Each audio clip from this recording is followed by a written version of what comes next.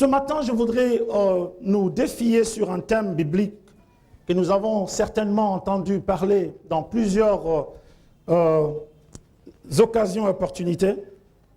Et ça se trouve dans les livres d'Ésaïe au chapitre 60, le premier verset et le 2. Le thème, c'est « Lève-toi et sois éclairé ». Mais la version anglaise, j'aime bien, elle dit « Lève-toi et brille ». Et nous lisons dans Ésaïe chapitre 60, versets 1 à 2. « Lève-toi, sois éclairé, car ta lumière arrive. Et la gloire de l'Éternel se lève sur toi. Voici les ténèbres couvrent la terre, et l'obscurité le peuple. Mais sur toi l'Éternel se lève, sur toi sa lumière apparaît. » Notre Dieu, nous voulons te dire merci pour l'opportunité d'être devant ton peuple. Ce peuple n'est pas venu ici parce que nous sommes importants. Ce peuple est venu parce que toi, tu es important. Nous prions que tu prennes le devant. Toi qui connais les cœurs et qui sondes le rang. Que tu regardes nos cœurs et que tu pourvoies nos besoins ce matin. Que tu parles à notre cœur, car chacun d'entre nous a besoin d'une seule parole. D'une parole, d'un mot, d'une phrase de ta part, pour que notre vie ne puisse jamais plus être la même.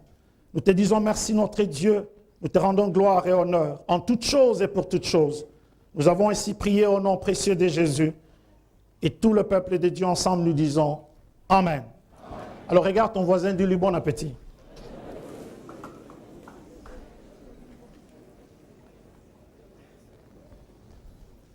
Le prophète Ésaïe est parmi le grand prophète de la Bible. Prophétisant sur les réalités du temps de la fin, il défie l'Église du Seigneur. Il défie ceux qui ont foi en Dieu. Il écrit, et j'ai toujours regardé ces passages comme un appel pour la génération qu'est la nôtre. Je pense vraiment pour ma part qu'il n'y a pas de moment plus important que celui-ci pour que l'Église puisse se réveiller enfin. Mais vous remarquerez que le sens de ces passages nous donne le choix de ce que Dieu veut que l'Église soit. Ésaïe dit, lève-toi et brille, car ta lumière arrive, et la gloire de l'Éternel se lève sur toi.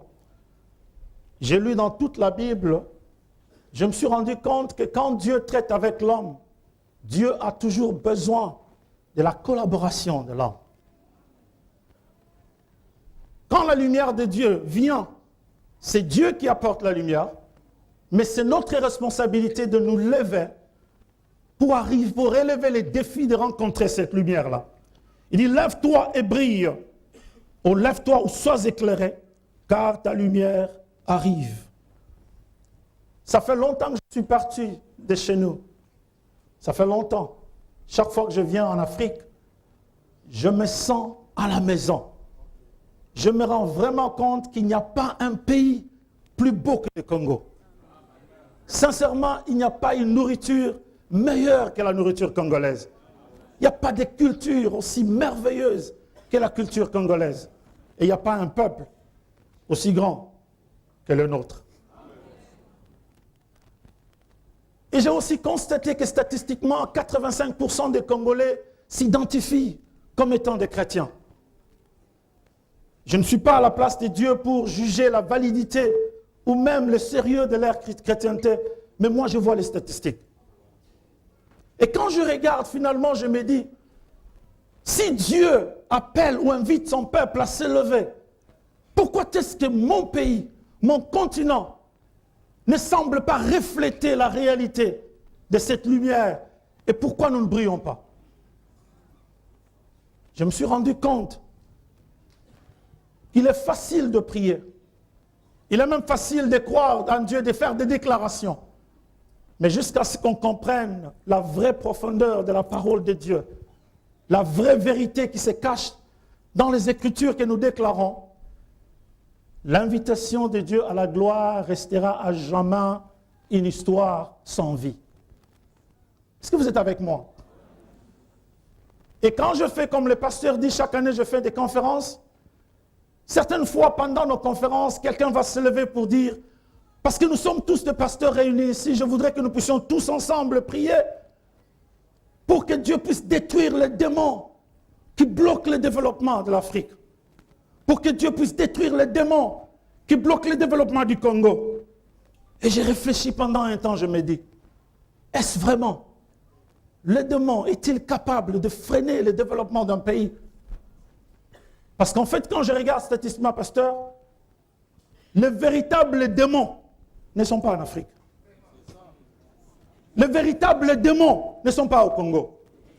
Les véritables démons sont aux États-Unis, sont en France, sont partout où on n'invoque même plus le Dieu d'Israël. Et puis je me dis, mais pourquoi est-ce que matériellement, physiquement, ces gens semblent, ou même les églises, même les chrétiens de ce pays, semblent vraiment briller? J'ai compris que quand Dieu ordonne sa parole, quand Dieu donne sa parole, il ne la donne pas seulement pour les croyants. Il la donne pour tout celui qui est disposé à s'élever et qui choisit de briller.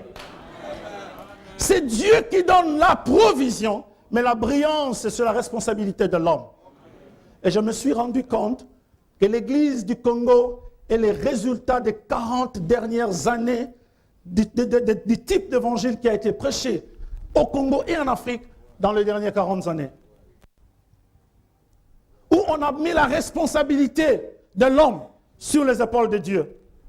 Donc c'est Dieu qui doit tout faire pour moi. Mais quand j'ai lu la Bible, Dieu dit, lève-toi et brille, car ma lumière arrive. Ça veut dire, j'amène la lumière, mais la brillance, c'est ta responsabilité.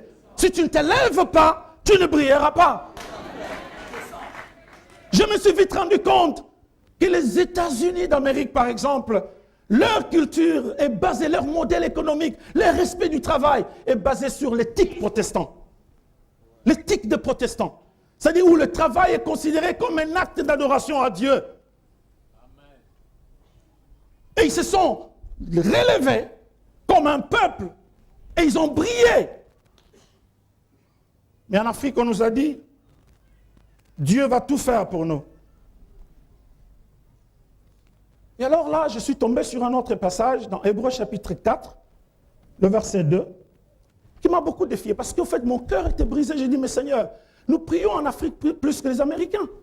Nous prions plus que les Belges. Combien de Belges connaissez-vous qui parlent en langue? J'ai beaucoup d'amis pasteurs belges. Ils boivent comme pas possible. On vous invite, vous avez des amis pasteurs français, vous allez chez eux, ils vous servent à manger, c'est une bouteille de vin, ils boivent jusqu'à craquer. Mais tu regardes le travail qu'il fait, tu trouves combien c'est excellent. Mais nous, ce n'est pas ça. Nous, c'est Dieu qui doit tout faire pour nous. Et j'ai commencé à dire au Seigneur, quel est le problème? Parce que Dieu ne peut pas mentir. Si les choses ne marchent pas en Afrique, c'est-à-dire, quelqu'un ment quelque part, soit c'est la parole qui ment, soit c'est moi qui mens. Mais comme je sais que Dieu ne peut pas mentir, donc je dois chercher la réponse dans ma propre conduite et dans mon interprétation de sa parole. Parce que cette parole a transformé des nations avant même que l'Afrique ne soit, entre guillemets, découverte. Parce que nous étions déjà là. On est venu nous découvrir.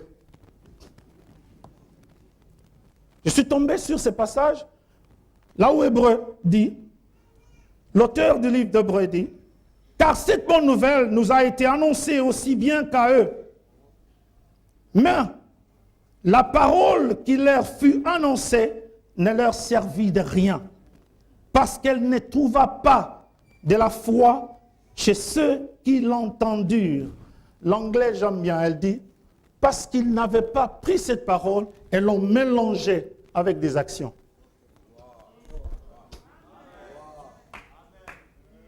La version anglaise, vous pouvez la... Si il y a des gens qui lisent anglais, lisez cela.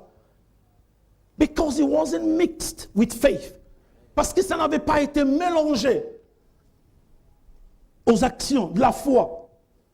Alors j'ai compris pourquoi Jacques dit que montre-moi ta foi, je te montrerai mes œuvres. Car la foi sans œuvre, c'est une foi morte. Quand Dieu déclare une bénédiction dans la nature, tout ce que Dieu déclare devient une loi. C'est comme ça quand il a dit que la terre fut, la nature obéit, la loi créa la réalité de la terre. Que le ciel, que le soleil soit, et le soleil était là. Il parlait et ça prenait vie. Et quand Dieu parle dans sa parole, tout ce qu'il a dit dans sa parole est prêt à prendre vie. Tout ce que Dieu attend, ou tout ce que cette parole qui existe déjà dans la nature est en train d'attendre, c'est qu'un chrétien congolais, africain se lève et mette cette parole en action. Parce qu'en réalité, mes amis, quand je lis dans toute la Bible, Dieu n'a pas travaillé avec des paresseux. Dieu ne peut plus faire pour moi ce qu'il est censé me demander de faire par moi-même. Il y a des choses qui ne sont plus la responsabilité de Dieu. Quand je regarde l'église, je vois beaucoup de jeunes. Et je bénis Dieu que vous êtes dans une maison qui vous défie. Nos jeunes d'aujourd'hui sont le résultat du message de nos parrains d'hier. Il est important de dire à notre jeunesse que le Dieu que nous servons, c'est le même Dieu partout. Il n'y a pas un Dieu. Dieu n'est pas américain, il n'est pas français, il n'est pas belge, il n'est pas irlandais, il n'est pas hongrois. Dieu est Dieu. Il dit dans Hébreu, cette même parole nous avait été prêchée à nous et aussi à eux. Mais ceux qui l'ont entendu, eux qui l'ont entendu, n'en ont pas profité. Donc c'est-à-dire qu'on peut profiter de la parole. Vous permettez que je descende un peu, pasteur? Vous même là-bas, j'ai du mal, je ne suis pas trop grand pour être...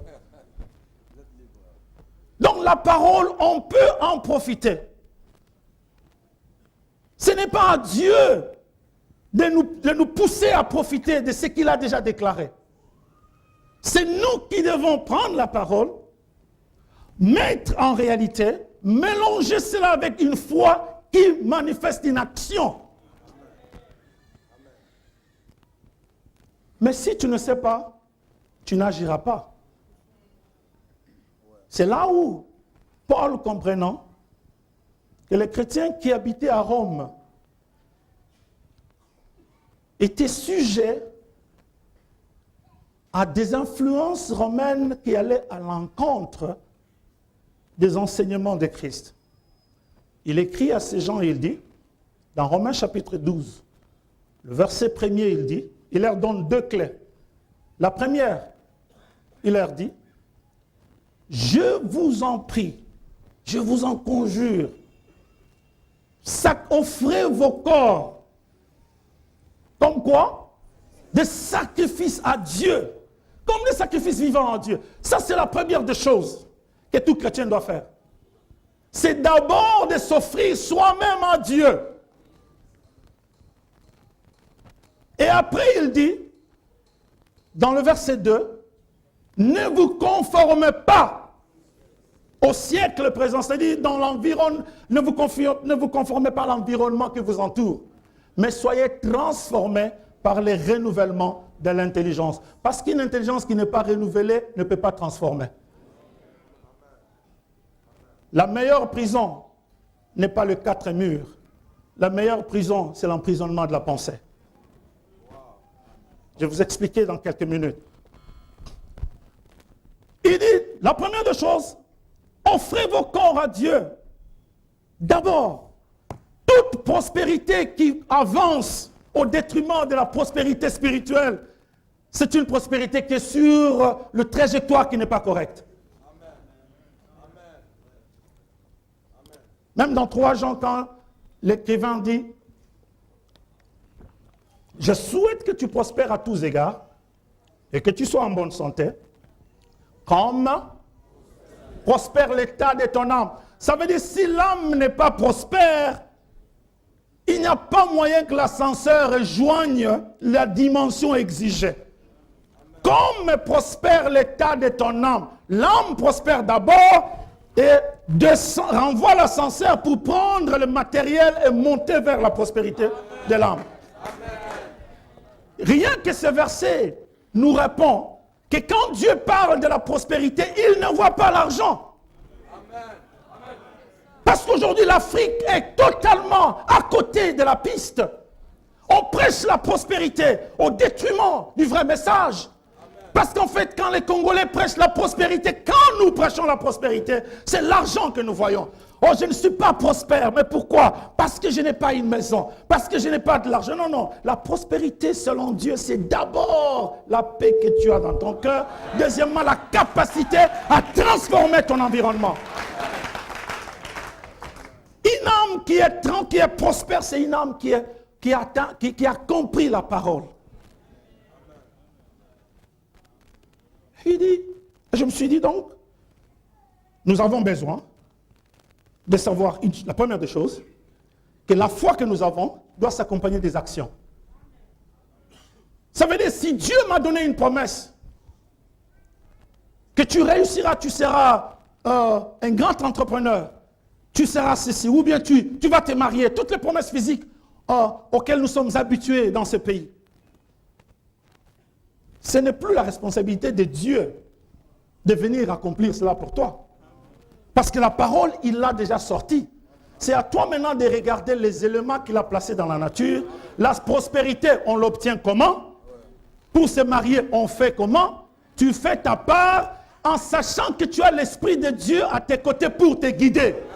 Le Saint-Esprit n'est pas là pour faire le travail pour toi. Le Saint-Esprit est là pour te guider, mais le travail, c'est toi qui dois le faire.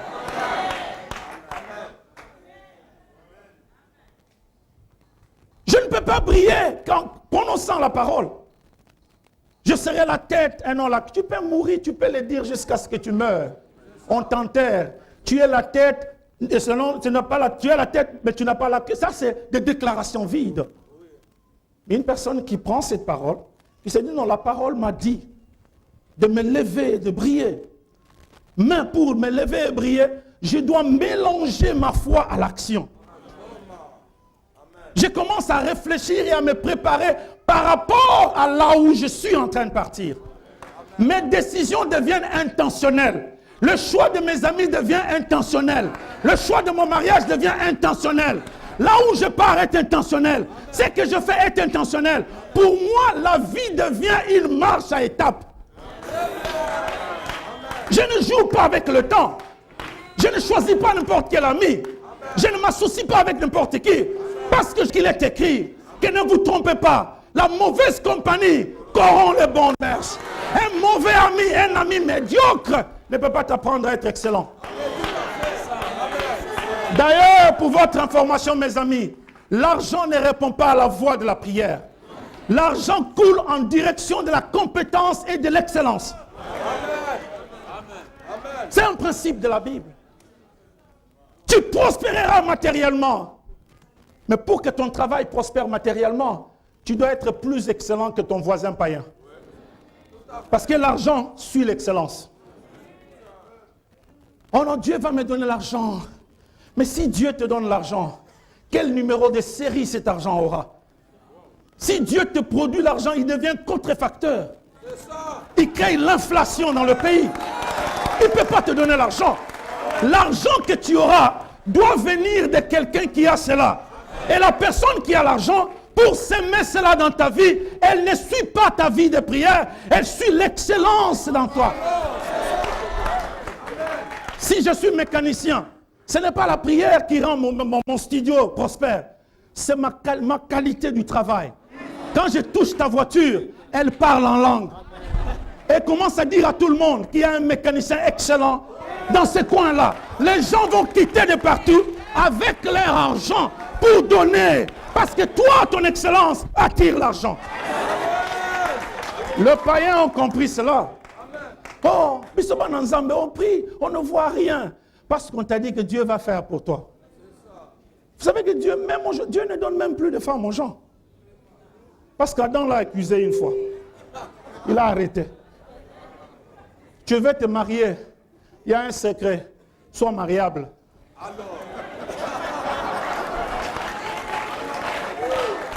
On n'épouse pas une femelle, on épouse une femme. C'est lui qui trouve une femme. Dieu n'a pas dit, c'est lui que Dieu va donner la femme. Non, non. C'est lui qui trouve. C'est mon boulot de trouver. Dieu me guide, mais c'est à moi de trouver. Selon mon goût, selon mon choix, pas parce qu'un prophète me l'a imposé. Il y a un problème dans notre pays.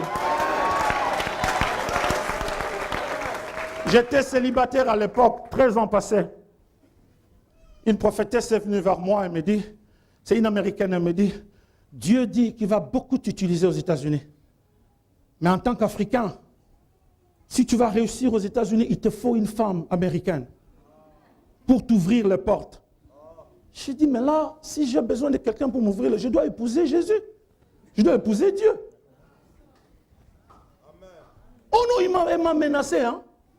Il dit, sinon ton ministère ne prospérera jamais. Mais alors que moi, j'avais mes calculs. La personne qu'on m'a proposé, j'ai dit, elle n'est ni à mon goût, ni à mon style. Mon cœur ne l'aime pas.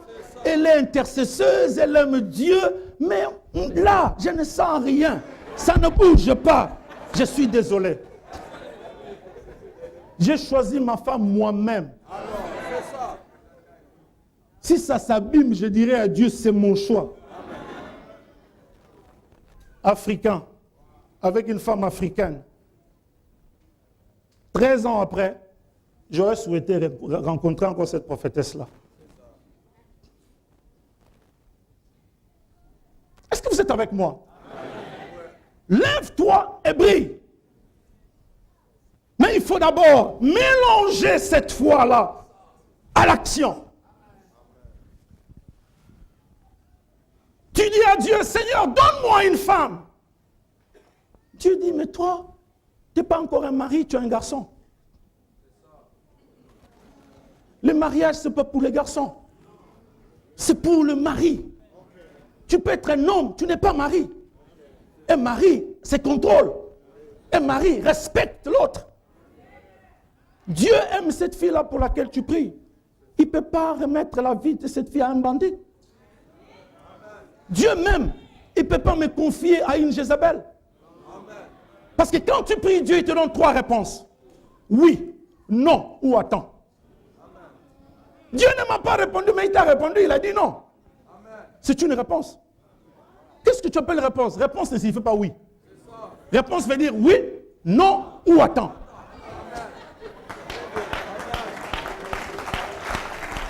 Et j'ai compris aujourd'hui que quand tu comprends la parole, tu arrêtes de prier inutilement. Jésus a dit, vous priez, vous demandez, mais vous ne recevez pas parce que vous demandez mal. On entre en prière, tu vas arracher. On n'arrache pas.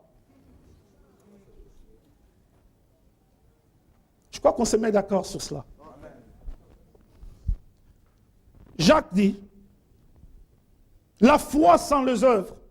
Jacques chapitre 2, verset 14 à 26. Va les lire à la maison. Mais le verset 14, il dit, mes frères, que sert-il à quelqu'un de dire qu'il a la foi s'il n'a pas les œuvres? La foi peut-elle le sauver? Ok, le contexte ici, ce n'est pas le salut éternel. C'est ce que la foi seule peut changer ta condition. Non. Il faut associer les œuvres en cela. 24, il dit,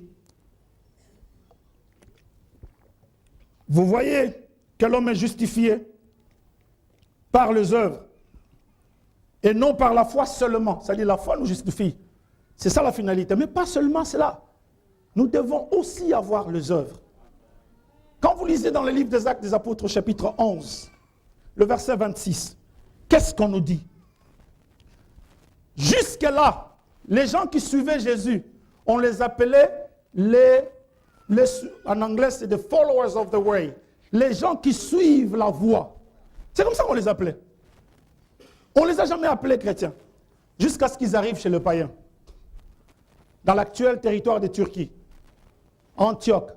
Le païen les observe. Le païen observe leurs œuvres. Parce que le païen n'a pas la révélation. Le païen ne voit pas l'onction. Le païen voit les effets de l'onction. Parce que l'onction est spirituelle, les effets sont physiques. Le païen ne voit pas la bénédiction déclarée dans la Bible. Le païen voit la bénédiction dans la Bible qui se fait vie en toi. C'est ce que les païens voient. Comment tu vis, comment tu parles, comment tu fais, comment tu te comportes. Ils ont observé pendant un temps, ils ont dit ce sont des jésuites. Ce sont des chrétiens. Ma fanatique y a-t-elle? On leur donne une connotation par rapport à leur style de vie. Pourquoi? Parce que leur style de vie reflète le style de vie de Jésus. On les appelle chrétiens. En fait, un chrétien ne s'autoproclame pas chrétien. Un vrai chrétien, ce sont les païens qui les constatent. Mais si tu as été à l'église pendant 10, 20 ans, mais ta bouche est la même, ça n'a pas changé. Tu insultes toujours comme tu as toujours insulté.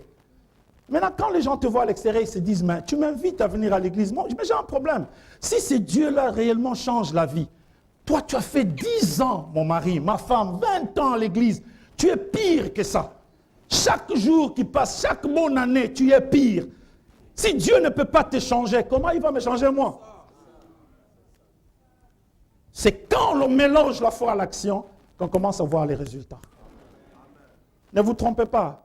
Même les gens qui ne croient pas en vous, si vous êtes sérieux avec Dieu, ils savent que vous êtes sérieux. Amen. Les jours où ils auront un vrai problème, ils n'iront pas chez les prophètes là, ils viendront chez vous. Parce qu'ils savent que vous avez Dieu. La Bible nous dit que dans les derniers jours, 10 femmes de nations différentes se saisiront d'un juif et diront, nous irons avec toi parce que nous avons vu, nous avons appris que Dieu est avec vous. Il est temps aujourd'hui, mes amis, que l'Église puisse prêcher la parole et arrêter de nous fatiguer avec des fables. Amen. Dieu va te bénir, Dieu va te bénir. Mais comment Dieu va te bénir? J'ai trouvé un frère en 2012. Dans une église, je faisais une conférence. Il était là. Il a un diplôme. Il est ingénieur en chimie. Il était à la permanence pendant 2 mois. Il dit que le Seigneur m'a dit que je dois descendre dans la profondeur pour voir ma bénédiction. Je dis, mon frère, la prière nous donne une seule bénédiction. C'est le renforcement des capacités spirituelles. Si tu dis, démon sort, il sort. La pauvreté, on ne la chasse pas dans la prière. On la chasse par la stratégie que la prière donne. Il n'y a pas un démon qui s'appelle le démon de pauvreté. La pauvreté, c'est un manque d'initiative et d'idées et d'innovation. Parce que si existe que dans nos cœurs, nous chrétiens, lève-toi et brille. Amen. Ça veut dire prends conscience de ce que la parole a déclaré. Commence à agir. N'attends pas. Amen. Dieu ne viendra pas faire pour toi ce qu'il t'a déjà donné la capacité de faire. Amen. Dieu fait pour nous ce que nous ne pouvons pas faire pour nous-mêmes. Mais notre plus grand problème, pourquoi on ne brille pas, c'est la mentalité. Dis à ton voisin la mentalité. Pourquoi Dieu insiste sur le renouvellement de l'intelligence, mon frère? Parce que l'intelligence dicte. L'intelligence dicte les cours de tes actions. Ce que tu crois, c'est ce que tu fais. Amen. Si tu crois en quelque chose, tu agiras selon ce que tu crois. Ta croyance dicte tes choix. Ton interprétation de l'amitié dicte tes choix. Vous savez le problème avec l'Afrique? Nous sommes trop émotionnels. Nous sommes, tout le monde est notre ami. Je le vois même là où partout je pars avec ma délégation. Nos amis américains, nos amis français, qu'ils puissent nous aider. L'Afrique a ce langage-là. Même nos gouvernements. Que nos amis européens puissent nous accompagner. Mais vous allez accompagner les gens quand? Nous vivons sur un continent qui fait fonctionner le monde. Il y a eu une conférence en Russie récemment. On pose la question au président russe. On dit, mais la richesse de demain, c'est quoi? Il dit, la technologie de demain, c'est l'intelligence artificielle. Un seul pays regorge 80% de ce qui est voulu pour la technologie de demain. C'est le Congo. Un seul pays possède 65% des ressources voulues pour l'intelligence de demain. C'est le Congo. Les voitures de demain, ce sont des voitures électriques. 65% du cobalt congolais est voulu par le monde entier. Voilà pourquoi le Congo est là où il est, au centre des conflits internationaux. Ce n'est pas parce qu'ils nous aiment, c'est parce que Tozana Mongo est belé. On est trop riches. Mais c'est nous là qui sommes des mendiants. L'aide européenne, ça fait 60 ans on chante la même chanson.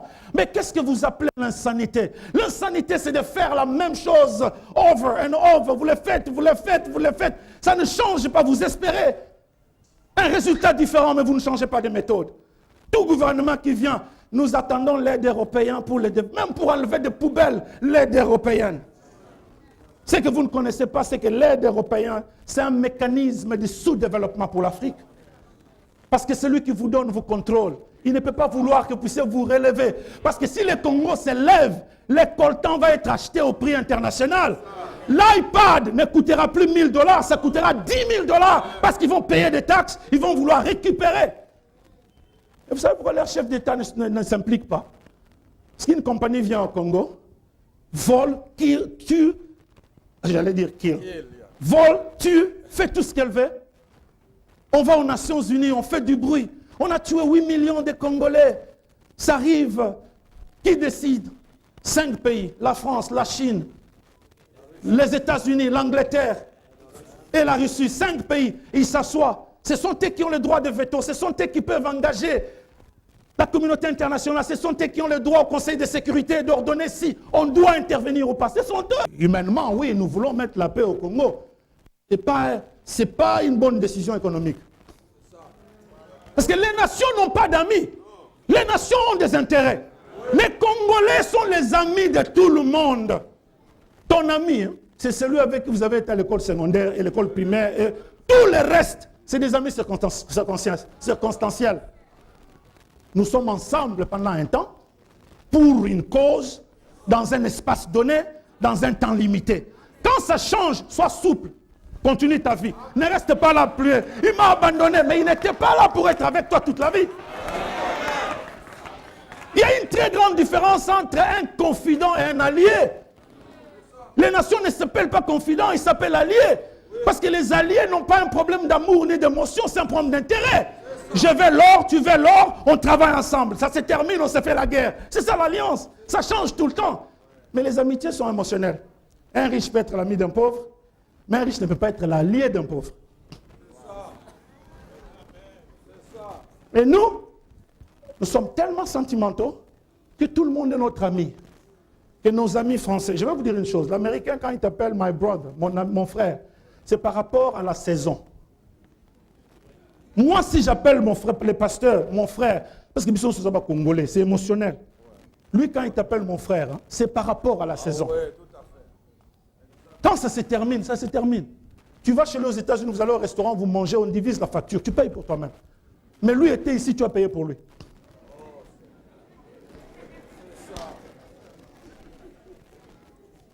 Mais tu es prêt à sacrifier ton frère parce que tu as vu la peau blanche. Et la peau blanche meurt pour avoir le Congo. Et les Congolais meurent pour fuir du Congo. Changement de mentalité, renouvellement de l'intelligence. Si les jeunes que je vois ici comprennent que c'est vous qui êtes les transformateurs de ce pays demain, vous agirez comme qu'on ne peut plus changer. Amen. Le changement parfois nécessite la reconfiguration du cerveau. Ils sont trop vieux. On ne peut plus les reconfigurer, mais vous, on peut vous reconfigurer. Quelqu'un qui toute sa vie a vécu dans la corruption, ce n'est pas aujourd'hui qui va appliquer la justice sociale, non. C'est vous les leaders de demain. C'est toi les leaders de demain. Tape-toi sur la poitrine, je suis le leader de demain. Dieu nous a tout donné. Notre problème, c'est le renouvellement de l'intelligence. Je termine comme pasteur. Je ne veux pas abuser de mon temps. Ok, merci. Alors ça, c'est important. Quand on renouvelle l'intelligence, on comprend pourquoi on est là où on est.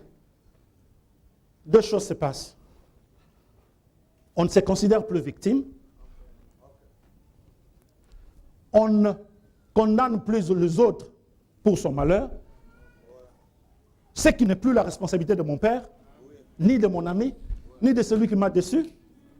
C'est ma responsabilité. J'ai deux choix. Soit d'être rempli d'amertume, ou de tourner la page et d'avancer. De toutes les manières, mes amis, la vie n'est pas juste. Si la vie était juste, on serait tous riches.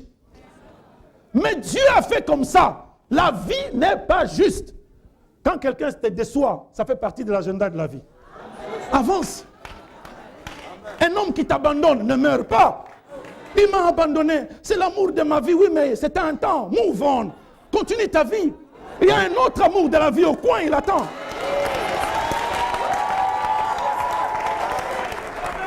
On fatigue les gens. Prions non, il y a certaines choses qui ne nécessitent plus la prière. J'ai prié assez. Maintenant, je dois agir.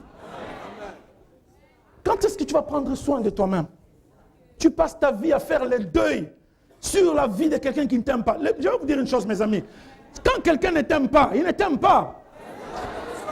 Tu ne peux pas corrompre l'amour de quelqu'un. Je l'aime tellement. Papa, donne-lui du travail parce que je l'aime. Non, il épouse ton père, pas toi. Mes amis, je vous dis une chose. L'action, c'est de comprendre. Quand tu comprends ce que la parole enseigne, Dieu te dit, lève-toi et brille. Tu te lèves. Tu comprends que pour briller, je dois mélanger ma foi à l'action. Tu comprends que l'argent ne vient pas dans la prière. L'argent suit la compétence. Tu es menuisier, sois un menuisier excellent. Tu es cuisinier, quand quelqu'un mange ta nourriture, il se casse les doigts. Il va aller parler aux autres. Il dit, il y a un restaurant là-bas. C'est comme ça que tu deviens riche. Parce que ton produit, ta valeur, c'est que tu es capable de produire. C'est cela qui va attirer l'argent. Ce n'est pas la prière. Dieu n'est pas dans la contrefaçon. 5 000 $, tu auras 10 000. Oh, messieurs, dames, je vous annonce une chose. Dieu n'est pas dans les affaires des casinos. Il ne multiplie pas l'argent. Dieu n'est pas opérateur des casinos. Il ne fait pas du bingo. Dieu ne fait pas le jackpot. Il n'est pas dans ce business. Donne 100, tu auras 2000. Donne 1000, tu auras 10 000. Non, si tu veux s'aimer, c'est par amour pour le Seigneur. C'est parce que tu sèmes dans l'avancement de l'œuvre de Dieu. En échange, tu deviens partenaire du royaume de Dieu. Ne te laisse plus manipuler. Une fille a sorti 5 000 $ américains, me dit, pasteur, un prophète m'a dit que si je donne 5 000, j'aurai un enfant. J'ai dit, va trouver cet enfant où? Elle a semé 5 000 $. 3 ans après, l'enfant n'était toujours pas là. On n'achète pas la faveur de Dieu. Elle est gratuite. Je ne suis jamais allé dans un pays. On m'a invité à prêcher, j'ai dit, je coûte autant, mon cachet, c'est jamais de ma vie. Je ne l'ai jamais fait. J'ai compris une chose, même quand j'étais célibataire, je savais ce que je voulais devenir, je savais ce que Dieu m'avait dit. Je me suis comporté avec, intentionnellement et stratégiquement. Avant ma femme, je n'avais pas de copine. Après ma femme, je n'en ai pas. 13 ans après, j'ai dit souvent à ma femme, je t'ai épousé vierge, tu m'as épousé vierge, je sais. Amen. Et on a honte de dire ces choses. Aujourd'hui, c'est devenu normal pour un pasteur d'avoir une copine. Il n'y en a pas qu'ici. Ça a commencé aux États-Unis. Il faut qu'on change même la façon dont nous dirigeons. Un bon leader ne dit pas faites ça. Un bon leader dit c'est comme ça qu'on fait. Ça s'appelle coaching style. Tu montres à quelqu'un. Un bon leader accompagne. Il n'est pas transactionnel, il est transformationnel. Il ne regarde pas les résultats, il regarde les changements de la personne qui travaille avec lui. Non seulement tu es productif, mais tu changes aussi. 10 ans après, tu fais mieux que moi. C'est ce que Jésus a fait. Il dit, faites comme moi. Paul a dit, imitez-moi, comme moi j'ai imité le Seigneur. Combien peuvent dire, imitez-moi? Tu te frottes, il t'imitait, je ne suis pas sûr. Je vais clôturer par un exemple. Pour couronner ce que je viens de dire, mes amis. Après la Deuxième Guerre mondiale, l'Europe était détruite complètement. Il y a eu ce qu'on appelle le plan Marshall. L'Europe a reçu 13 milliards de dollars pour reconstruire. 40 ans après, ils ont reconstruit, ils sont allés au-delà. L'Afrique, dans les dernières 50 années, l'Afrique a reçu plus de 51 milliards de dollars d'aide. Et on continue à demander plus. Nos pays sont pires que là où ils étaient quand les Occidentaux sont partis. Quelle est la différence? Dis à ton voisin, renouvellement de l'intelligence. Je te défie ce matin. Fais ta part. Dieu fera sa part. Et le Congo ira loin et l'Afrique s'élèvera. Que Dieu nous bénisse.